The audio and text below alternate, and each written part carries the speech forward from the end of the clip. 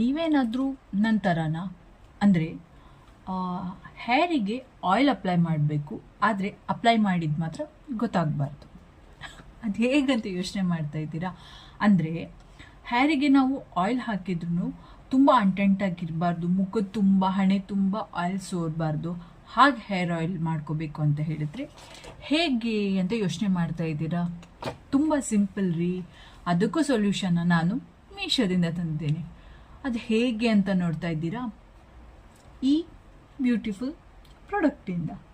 Actually ಈ product ಬಗ್ಗೆ ತುಂಬ ಜನ ರಿವ್ಯೂ ಕೊಡ್ತಾ ಇದ್ರು, ಬಟ್ ನಾನು ಯೂಸ್ ಮಾಡಬೇಕಾ ಬೇಡವಾ ಅಂತ ಕನ್ಫ್ಯೂಷನಲ್ಲಿ ಇದನ್ನು ತರಿಸಿದೆ. ಬಟ್ ನಾನು ಆ್ಯಕ್ಚುಲಿ ಇದನ್ನು ಯೂಸ್ ಮಾಡಿದ ಮೇಲೆ ಸೊ ನನಗೆ ತುಂಬಾ ಒಳ್ಳೆಯದು ಅಂತ ಅನ್ನಿಸ್ತು. ಆ್ಯಂಡ್ ನನಗಿದು ತುಂಬಾ ಯೂಸ್ಫುಲ್ ಆಯಿತು. ಇದು ಹೇಗೆ ವರ್ಕ್ ಆಗುತ್ತೆ ಅನ್ನೋದನ್ನು ಲೈವ್ ಆಗಿ ತೋರಿಸ್ತೇನೆ.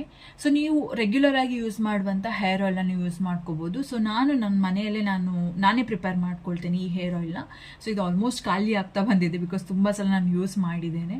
ಸೊ ನಿಮಗೆ ಈ ಹೇರ್ ಆಯಿಲ್ ಬಗ್ಗೆ ತಿಳ್ಕೊಬೇಕು ಅಂತ ಹೇಳಿದ್ರೆ ನಾನು ಯೂಟ್ಯೂಬ್ ಚಾನಲಲ್ಲಿ ಆ್ಯಂಡ್ ಇವನ್ ನಾನು ಇನ್ಸ್ಟಾದಲ್ಲಿ ಕೂಡ ಹಾಕಿದ್ದೇನೆ.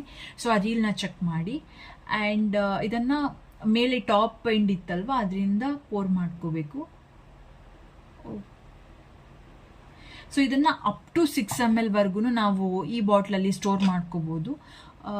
ಸೊ ತುಂಬಾ ಒಂದು ಈಸಿಯಾಗಿ ಇದು ವರ್ಕ್ ಆಗುತ್ತೆ.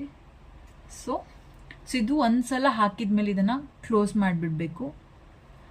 ಸೊ ನಾನು ನಿಮಗೆ ಫಸ್ಟ್ ಕೈಗೆ ಅಪ್ಲೈ ಮಾಡಿ ತೋರಿಸ್ತೇನೆ. ನೀವು ನೋಡ್ಬೋದು ಆಯಿಲ್ ಕಾಣ್ತಾ ಇದೆ. ಇದು ಜಸ್ಟ್ ಹೀಗೆ ಮಾಡಿ ಪ್ರೆಸ್ ಮಾಡಿದರೆ ಆಯಿಲ್ ಬೀಳುತ್ತೆ ಕೈ ಮೇಲೆ. ಸೊ ಸೇಮ್ ಮೆಥಡ್ ನಾವು ಹೇರಿಗೆ ಕೂಡ ಅಪ್ಲೈ ಮಾಡಬೇಕಾಗತ್ತೆ. ಸೊ ನೀವು ನೋಡ್ಬೋದು ತುಂಬಾ ಈಸಿ ಇದು ಅಪ್ಲೈ ಮಾಡೋದು. ನಿಮಗೆ ಎಣ್ಣೆ ಕಾಣ್ತಾ ಇದೆ ಅಂದ್ಕೊಳ್ತೇನೆ. ನೋಡಿದ್ರಲ್ವಾ ಈ ಪ್ರಾಡಕ್ಟ್ ಎಷ್ಟು ಯೂಸ್ ಆಗುತ್ತೆ.